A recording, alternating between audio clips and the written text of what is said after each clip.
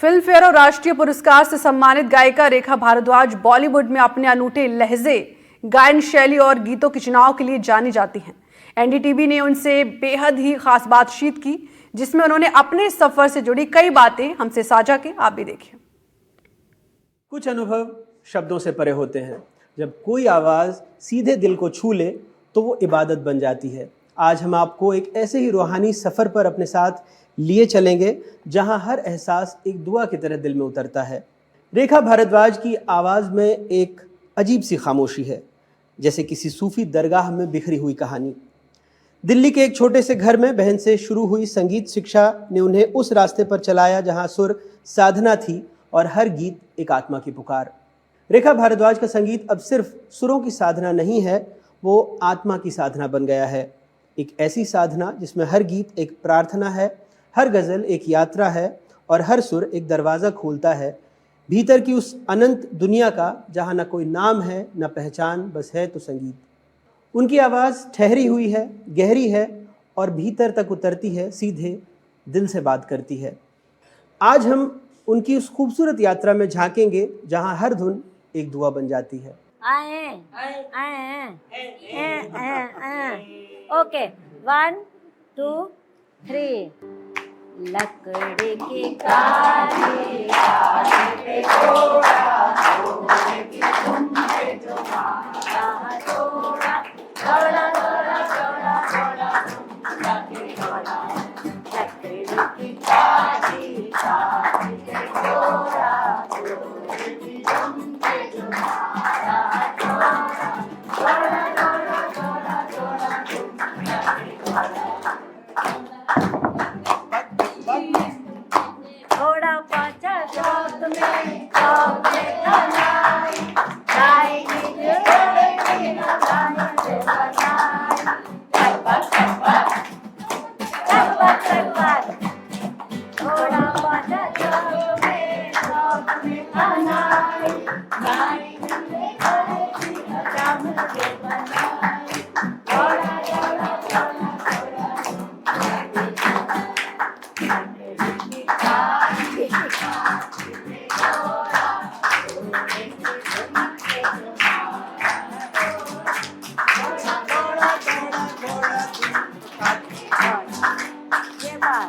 सबसे पहला मेरा सवाल यही है कि इन इतने प्यारे बच्चों के साथ कब से आपने काम शुरू किया और प्रेरणा कौन रहे? जैसे आप बता रही थी कि गुलजार साहब और एक नाटक आपने पृथ्वी थिएटर में देखा, तो संक्षेप में ज़रा उसके बारे में बताएं। तो गुलजार साहब यहाँ अनिल जी के साथ शुरू से जुड़े हुए हैं, आरुषि के साथ। और गुलजार साहब की एक कहानी है कप्तान चाचा, उसके ऊपर सलीम आरिफ ने प्ले किया इन बच्चों के साथ। आई थिंक वो आके यहाँ काफ़ी महीने रहे, इनके साथ काम करके वो पृथ्वी थिएटर में मुंबई में वो प्ले किया गया। उससे पहले हम ये बच्चे हर साल आते थे और गुलजार साहब के घर में मिलते थे। कभी चौपाल में एक गोष्ठी होती थी, तो वहाँ उस वक्त इंटरेक्शन होता था, इनको मिलते थे, इनके जोक सुनना, कभी कुछ गाना सुनाएंगे, समोसे खाते थे, जलेबी। चुपचाप बैठे, मुझे लगता है जोक मारते हैं। अरे बहुत, अभी बताएंगे आपको, सब धीरे धीरे खुलेंगे, सब करेंगे। तो ये उस तरह की इंटरेक्शन होती थी। फिर जब वो प्ले देखा तो मुझे लगा कि जब प्ले हो सकता है तो मैं इनके साथ म्यूज़िक का भी कुछ कर सकती हूँ। और इस तरह मैं आई इनके साथ। ओम हमने शुरू किया, फिर कुछ गाने, पहले मेरे गाने जब आ गए उसके साथ ये लोग नाचते थे, फिर मैं इन्हें थोड़ा सिखाती थी, फिर ये गाते थे, फिर मैं थोड़ा इनके लिए गाती थी, और वो बस ये रिश्ते तो बन जाते हैं। तो हमारे, मुझे लगता है कि हमारे खुशनसीबी होती है कि हमें ऊपर वाला इस लायक समझता है कि हमारे साथ ऐसा जुड़ाव हो।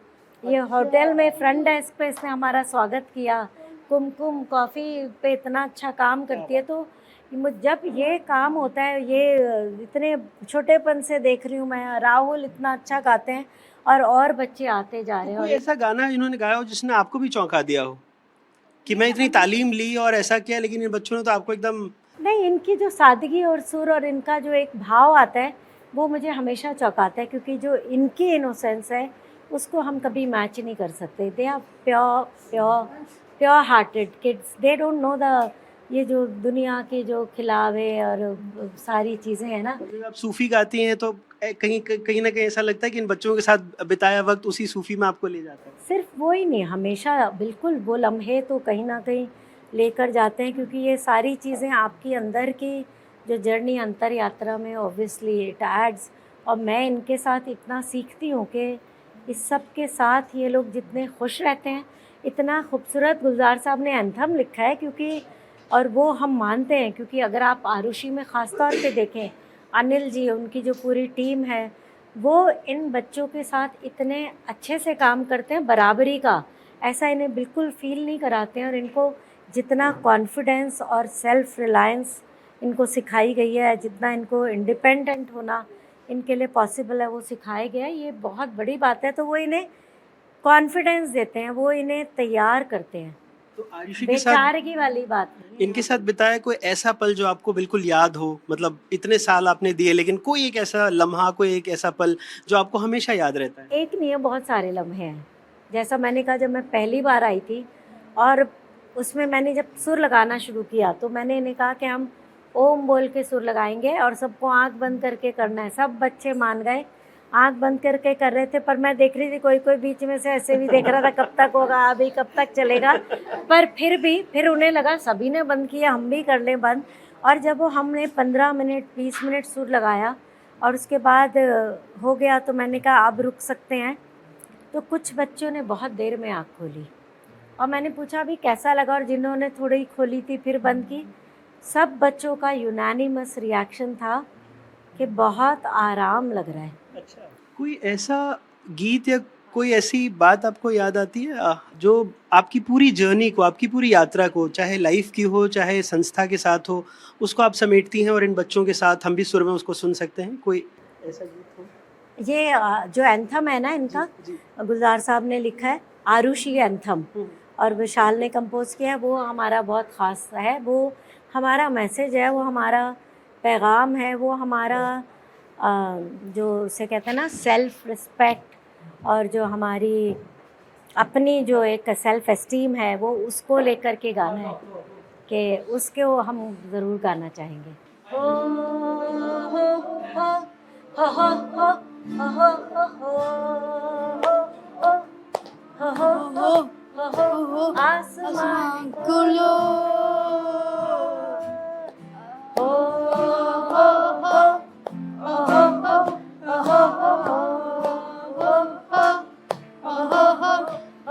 हो आसमान खोलो, एक और आसमान है,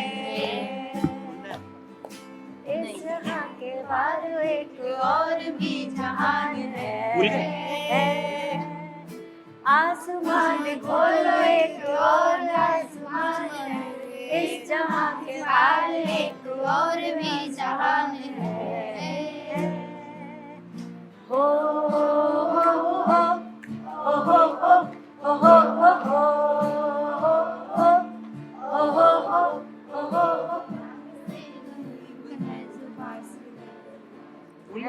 नहीं, बात करते हैं वो अपनी उंगलियों से बोल कर बोल कर बोल कर।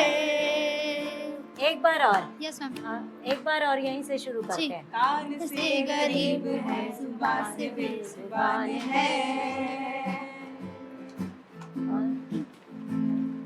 बात करते हैं वो अपनी उंगलियों से बोल कर बोल कर बोल कर। आँख में अंधेरा है, आँख देखती नहीं। हम सब सुर में क्लैप कर सकते हैं। सीधे चलते हैं वो रास्ते टटोल कर टटोल कर टटोल कर।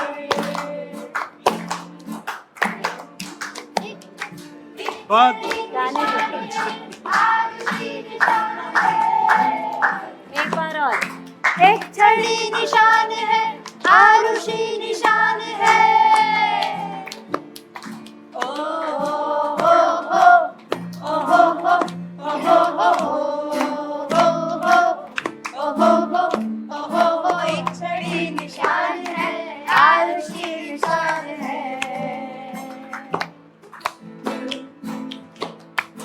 इस जहां के बाद एक और भी जहान है।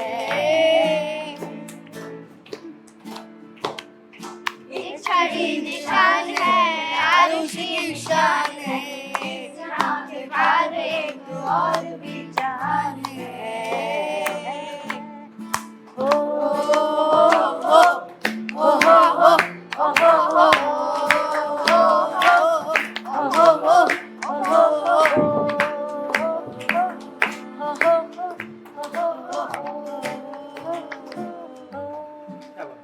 अब तो क्लैप करके चाहिए।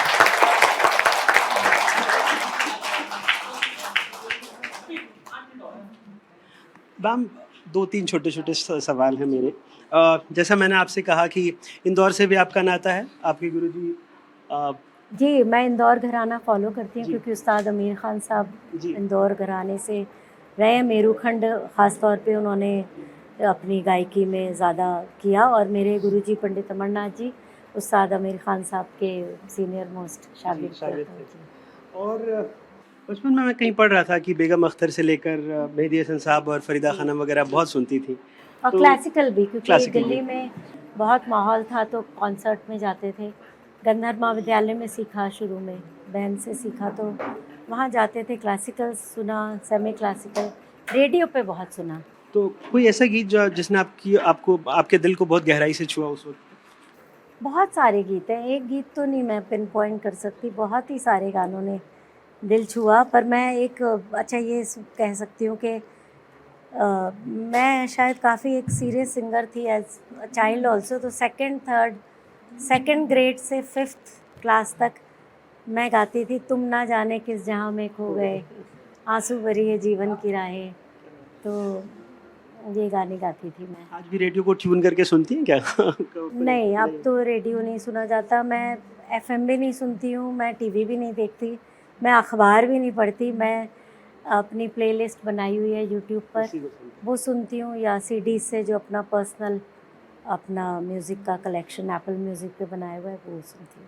मैं कहीं सुन रहा था, पढ़ रहा था। लेकिन जी। एट द सेम टाइम जो यंग बच्चे हैं उनसे मैं अपने को काफ़ी अपडेट करती रहती हूँ, अपग्रेड करती रहती हूँ अपना म्यूज़िकल सेंसिबिलिटीज़ के। हिप हॉप में क्या चल रहा है मुझे पसंद आता है बहुत, और मुझे कभी कभी रैप भी अच्छा लगता है अगर सेंसिबल हो तो, और उसके लिरिक्स बहुत अच्छे हों।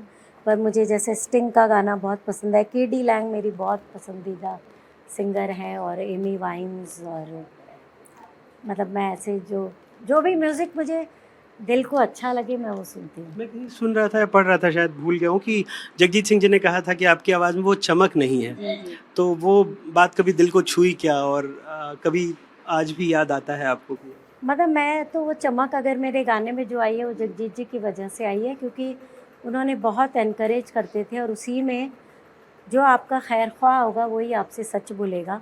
और मैं ये कहूँगी कि मैं क्योंकि लाइफ की भी स्टूडेंट हूँ और म्यूज़िक की तो स्टूडेंट हूँ, अभी भी हूँ, और ये तो सारी उम्र की तालीम है।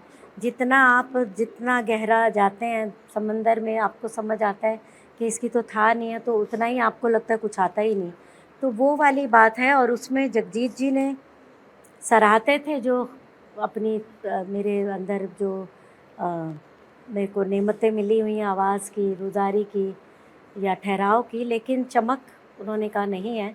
और मुझे उस वक्त वो बात समझ नहीं आई, और मैं जब आ गई घर सारे रास्ते रोते हुए, तो फिर समझ आया। विशाल ने कहा कि अच्छा रियाज़ में झोंको, तो मैंने बहुत रियाज़ करना शुरू किया।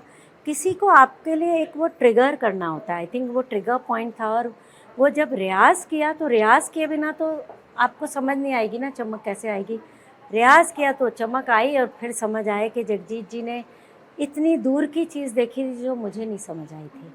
ऐसे मुझे अब लगता है कि मैं उस उम्र के पड़ाव में हूँ कि जब मैं कई बार कोई आर्टिस्ट को सुनती हूँ या नए सिंगर को सुनती हूँ तो उनके अंदर वो स्पार्क होता है, लेकिन हमको वो फायर चाहिए, उसको वो घर्षण करके आग जलाएं और उसमें जलें। बहुत जलना पड़ता है, मज़दूरों की तरह यह है कि आप ईंट और गारे से कैसे वो दीवार बनाते हैं, आप रोज़ की रोज़ एक ही चीज़ करते हैं कि आप सीमेंट लगाते हैं, ईंट लगाते हैं, सीमेंट लगाते हैं, ईंट लगाते हैं, तब वो दीवार बनती है।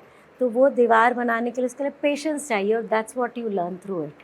तो जैसा आप चूँकि हम लोग मध्य प्रदेश में हैं, मध्य प्रदेश की बात कर रहे हैं, आपके इत्तेफाक से आपका घराना कह लें, आपके गुरुजी कह लें, इंदौर से ताल्लुक़, तो जैसे मैं आपसे बात कर रहा था और मैंने कहा कि मैं आते भी हंसध्वनि का एक तराना सुन रहा था, तो आपको आपके घराने का कुछ याद आ रहा है जो आप हमारे दर्शकों के साथ साझा करना चाहें? ऐसे ही बिल्कुल, मैं अपने गुरुजी की बंदिश गाना चाहूँगी।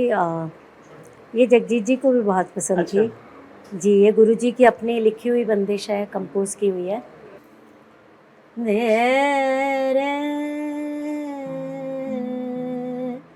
दे रे